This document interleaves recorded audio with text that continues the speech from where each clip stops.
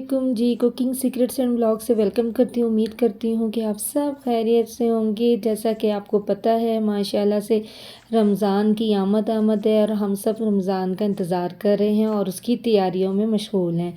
उम्मीद करती हूँ कि आप सब भी अपने घरों में रमज़ान की तैयारियां कर रहे होंगे। जैसे कि आपको पता है रमज़ान में हर चीज़ महंगी हो जाती है। आज मैं आपको ऐसी टिप बताऊंगी जिससे आपका रमज़ान बहुत आसानी से गुजर जाएगा। ये वीडियो बहुत इम्पोर्टेंट है उन लोगों के लिए जो पालक के पकोड़े खाना पसंद करते हैं। रमज़ान में पकोड़े बनाना सबको पसंद है। जिस तरह पालक के बगैर पकोड़े अधूरे हैं, इस तरह पकोड़ों के बगैर पालक अधूरी है। तो बहुत ही ज़बरदस्त सी टिप आपके साथ शेयर करूंगी जो कि आपको बहुत पसंद आने वाली है। आप पालक लेने रमज़ान से पहले ही जितनी आप सेव करना चाहते हैं। मैंने यहाँ पे पालक ली है, देखें बिल्कुल साफ़ और फ्रेश है। लेकिन इसमें जितने भी येलो पत्ते होंगे जो डेड होंगे वो मैं रिमूव कर दूँगी। पहले पालक को कट कर लेंगे और इसके तमाम पत्ते देखें जो साफ़ पत्ते हैं वो मैं डंडियाँ अलग कर लेंगे और पत्ते अलग कर लेंगे। और फ्रेश सी ये पालक है। बस आपने सेव करते हुए याद रखना है कि पालक जो है हमारी फ्रेश हो, इसमें येलो पत्ते या कोई गले सड़े पत्ते हों वो नहीं ऐड करने। तो देखिए सारी पालक साफ़ मैंने कर ली है और फ्रेश से पत्ते हैं मेरे पास। अब मैं इसको कट कर लूँगी। अच्छा, कटिंग का आपने ये ध्यान रखना है कि आपने ज़्यादा बारीक भी नहीं करनी और ज़्यादा मोटी मोटी भी नहीं करनी, दरमियानी करनी है। ज़्यादा बारीक करेंगे तो वो बिल्कुल नरम सी हो जाएगी। इसको आप 1 महीने तक अपने फ्रीज़र में स्टोर कर सकते हैं। फ्रिज में आपने नहीं रखना, फ्रीज़र में इसको रखना है।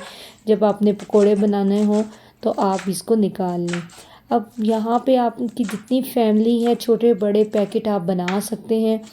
तो मैं अपनी फैमिली के हिसाब से कर रही हूँ और आपको ये बता रही हूँ, आप साथ साथ कर सकते हैं। रोज़ डेली बाज़ार से पालक लाना बहुत मुश्किल हो जाती है। बाज़ दफ़ा हम मार्केट नहीं जा सकते और हमें बड़ी मुश्किल होती है। तो इसी काम को आसान करने के लिए आज की टिप मैंने शेयर की है कि आपका जब दिल चाहेगा आप अपने फ्रीज़र से पालक को निकालेंगे और झटपट से पकोड़े जो हैं रेडी कर लेंगे।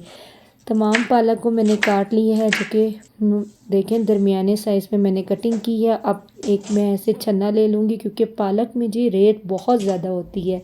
तो इसकी रेत को निकालने के लिए पानी काफ़ी इस्तेमाल होता है। इसको मैं अच्छी तरह से वॉश करूँगी।